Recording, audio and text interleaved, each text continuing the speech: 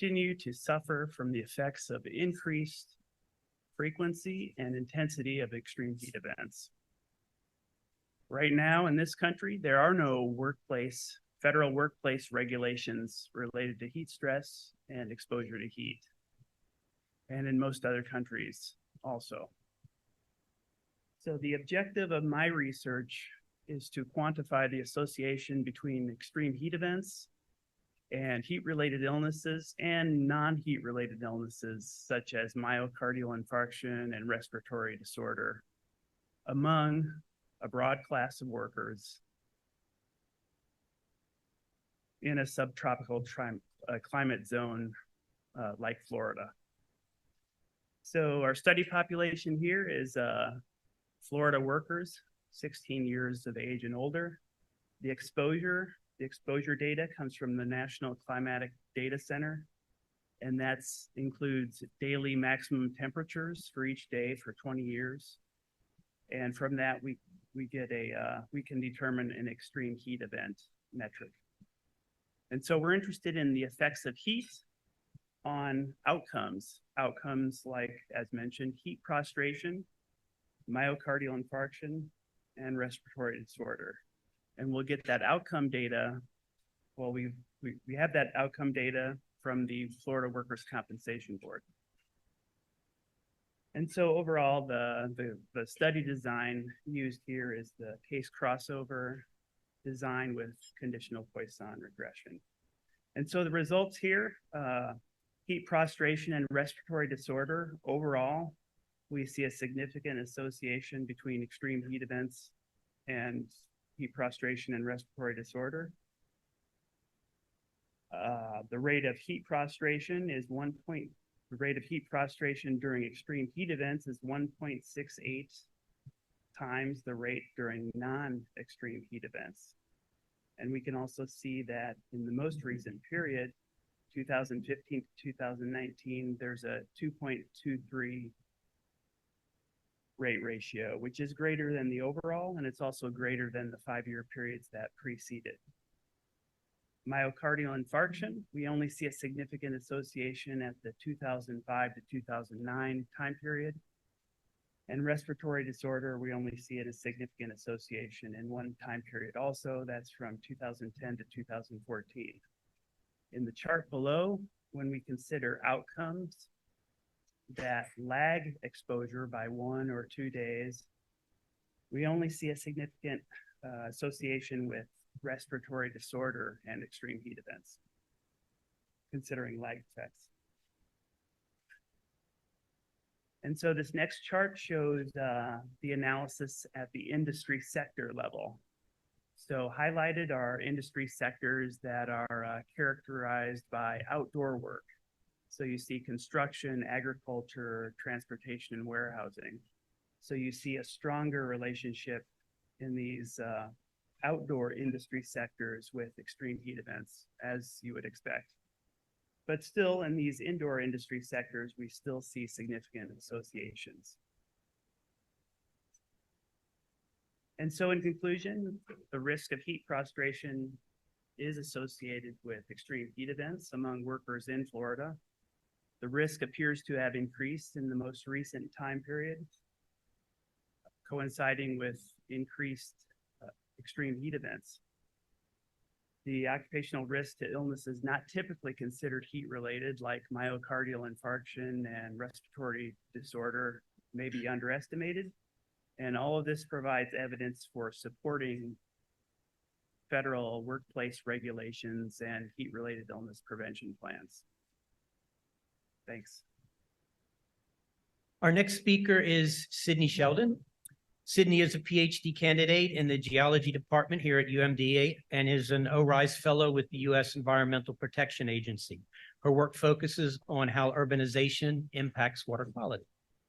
Okay, thank you. Thank you everyone for being here.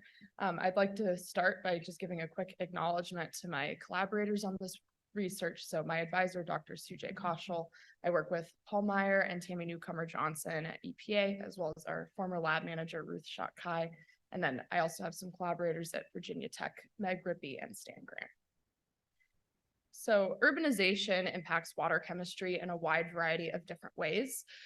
This is through different point and non-point source pollution that can come from our urban areas. One of the main mechanisms of this is increasing impervious surface cover. So when we build parking lots, roads, buildings, all of those things prevent water from infiltrating into the ground, and instead the water gets flushed directly into our streams. That means anything that's on our roads gets flushed into our streams. So this can include road salt, and this week has been a perfect example of that. I've been very busy sampling. As well as metal corroded from vehicles and even the impervious surfaces themselves. So this leads to increases in salinity in our freshwater streams. Additionally, sewage inputs and wastewater outfalls can contribute sodium, nutrients, organic matter into our streams. And there can also be different industrial pollutants or fertilizer inputs as well. So we have a pretty good understanding that there are a lot of these different processes happening in our urban areas, but more work is needed to understand what is common across cities that have different climates, different histories. And so that's where my work comes in. Throughout my PhD, I've been examining if there is a universal signature of urbanization in streams. And that's a very big question. I'm not pretending to have a great answer to that at the end of my PhD, but kind of my niche so far has been examining if streams in different US cities have similar longitudinal water quality trends along rural to urban gradients. So what I mean by this is looking at a stream as it flows either from its headwater areas or from rural areas. Does the chemistry change in similar ways as it flows through progressively more urban areas? And the goal of this is to understand what is generalizable across cities. So that way, if we see a management strategy in one location that's really effective at promoting water quality protection, perhaps we can implement that in different locations. So within my research, I've been trying to track different urban signatures at these larger spatial scales, so across metro area spatial scales, measuring a wide variety of different parameters. So my work has primarily focused on base cation concentrations, some trace metal concentrations, total dissolved nitrogen concentrations, organic matter concentrations, and then I've done some work looking at the organic matter properties as well. And again, I'm following these streams from their rural or headwater areas, taking multiple samples along the flow path into progressively more urban areas. On this map, I have the 9 different streams that I've been including in my study, and they're in 5 different metro areas. And looking at specific conductance, which is a measurement of salinity, we can tell that climate plays a role in these locations. So the Willamette River, which is located in Oregon, is a very wet system. We don't see elevated levels of salinity, but in our other urban streams, we see pulses in salinity over time. Looking at my spatial data, I have found that salinity is also often elevated in our urban systems. And so I found that salty chemical cocktails tend to form in our urban areas. What I mean by that is multiple different elements that are derived from salts are correlated with one another. So sodium, potassium, magnesium, calcium, strontium, copper, and often total dissolved nitrogen are often found together in our urban streams. And that in 7 of my 9 streams, I found increasing concentrations in these elements along these rural to urban flow paths. The promising sign is my 2 streams that either had large conservation areas around them or had stream restorations actually saw stable or decreasing patterns in these elements, suggesting that these different land use management strategies may protect our water quality. And to give a point as to why salinity is important from a human perspective, not only does it threaten our aquatic life in freshwater systems, but there are also big concerns in drinking water systems, specifically for people on sodium restricted diets. So thank you so much for your time. And I look forward to any comments when we reach the question period. Next, we'll hear from Maureen Nabulime. She is a doctoral student here at the University of Maryland in the Department of Environmental Science and Technology. Her research targets the transformation of waste into valuable resources tailored for the aviation sector, with a focus on sustainable aviation fuel to contribute to a circular and sustainable economy. Hi, I'm presenting on my research on the systematic characterization of municipal solid waste to bioenergy production through solid state anaerobic digestion. Currently, we see a lot of municipal solid waste generated. Even right now, we've just generated waste, and majority of the waste we've generated is basically food waste. And we see that the population is growing, and each time it's growing, a lot of waste is generated, and the same population will need energy. However, on the same side, this energy is being, this municipal solid waste is being disposed in the landfill, which landfills are overwhelmed with lack of space.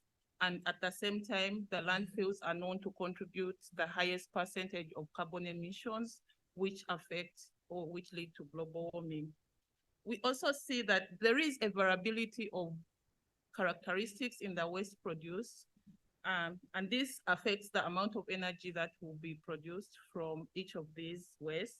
And we see that there is limited data or limited research talking about the variability of this waste being used as a feedstock for energy production.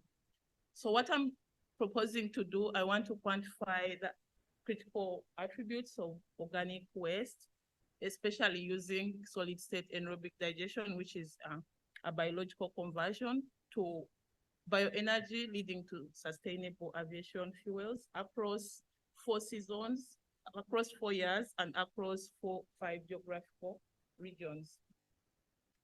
I'm basically using the manual sorting method to quantify the waste produced across these regions into 27 categories. And these 27 categories are further divided into the non-organic, the recyclable, the low moisture, and the high moisture, where my focus is basically the high moisture waste, which is basically the food waste and the yard waste, which is going to go to the anaerobic digestion process. And then I'm characterizing this into the physical, chemical, and the biological characteristics using the different procedures developed by our lab. And part of what I've done is to conduct an energy assessment using the biochemical methane potential and using the 250 milliliter serum bottles. These were tested in triplicates over 30 days, and the biogas quantity and quality was analyzed. Some of the results I have about the composition, we see that there is a variability in the composition of municipal waste across seasons, across places, and across times. The inside circle is basically a first season, and then the outer is the second season. And on average, we see that in the first season, we almost got 25% food waste. However, coming into the outer, we see an increase in the food waste and the same increase in the non-recyclable paper, which is going to go to gasification, which is also still an energy production process, which is being conducted by other partners. Similarly, we see that there is still a variation along the sources, because some of the sources are basically the landfill, the restaurants, and then the schools. We see that there is a variation along those sources in terms of the high moisture, which is basically food waste, in terms of the low moisture, which is mainly paper, and then in terms of the recyclable, which are mainly plastics. But these variations are all affecting the yield of energy in case we are to use this for anaerobic digestion. Some of the results still I have for characterization, we see that there is high moisture, which is at the restaurant, which is mainly food waste. Most of the food waste is produced at the restaurant. However, we also see that there is low moisture, mainly paper, at the schools. And we also see that there is less recyclable in the restaurants, which is literally what we expect, because people go to the restaurant to eat food. So we see that in the restaurants, we have a lot of methane being produced, which is mainly the biogas that I'm targeting out. However, we also see that there is no significant difference between the gas production at the multiple restaurants from the different regions, and also the gas production from one restaurant. And the same cuts across the schools. There is no significant difference between the gas production. However, generally, the methane yield is very high, around, on average, around 211 milliliter methane per gram VS, with no significant difference across the consolidated samples, which are the multiple restaurants.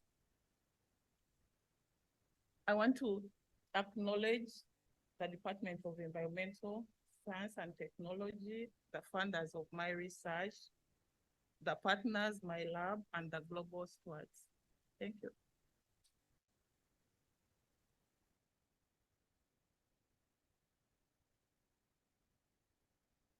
Our fourth speaker is Alex Choiniere. Alex is a senior music performance and sustainability student at the University of Maryland. This past summer, he was an intern with the Conserve Center and worked closely with the Global FEWture Alliance. Hi, everyone. Thank you for the introduction. My name is Alex Choiniere, and today I'll be talking to you about a project I've been working on for the past 6 months.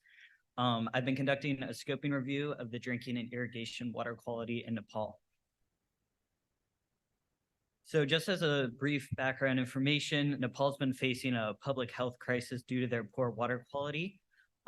This is mostly due to rapid population growth, urbanization, poor governance, and just lack of water filtration infrastructure. So with the scoping review, we're aiming to identify research gaps or just gaps of knowledge in this area. So the main objectives of the scoping review were to identify and characterize the microbial quality of drinking and irrigation water in Nepal, understand and evaluate the chemical quality of drinking and irrigation water, and lastly, identify the key health outcomes from exposure to microbial and chemical contaminants in drinking and irrigation water. With the help of a UMD librarian, we were able to survey 7 databases for articles. We came out with about 3,666 results. And from here, duplicates were extracted and about 1,668 unique records were identified, of which 204 full texts were reviewed and 132 articles were selected for this review. Exclusion criteria was mostly based off study objectives, populations, and outcomes. So for example, we excluded anything that had to do with soil health or animal health, and we looked strictly at Nepal and not any surrounding areas. For some main discussion points, just to briefly go over, for microbial contaminants, E. coli was the most prominent one or the most researched one out there. This is really important as it's affecting mostly young school children or immunocompromised people, as it's leading to a lot of waterborne illnesses and gastrointestinal diseases. I also noticed that this is primarily affecting people in the Kathmandu Valley, which is the urban area of Nepal. This is mostly due to poor sewage water treatment and just lack of infrastructure for this area. For chemical contaminants, the most researched or most prominent contaminant was arsenic. This is a big concern, mainly due to it leading to arsenicosis or arsenic poisoning, which then can lead to other health effects such as cancer. I also noticed this is mostly a concern for groundwater. So this is affecting a lot of people in the rural regions or the Terai regions of Nepal. In general, mostly drinking water was the most researched. Irrigation water was a big research gap I noticed, and mostly trends and just there's not like a lot of research out there on like produce or like the effects of using irrigation water and the health of people of Nepal. I just want to thank a few people for this opportunity today. I want to thank Dr. Lena Melio and Dr. Suana Chadpatier for their leadership and their guidance on this project. And I'd also like to thank Natalina Shangalova for the work on the methods part of this project. And lastly, I'd like to thank the Conserve and Global FEWture Alliance team for this opportunity. Thank you.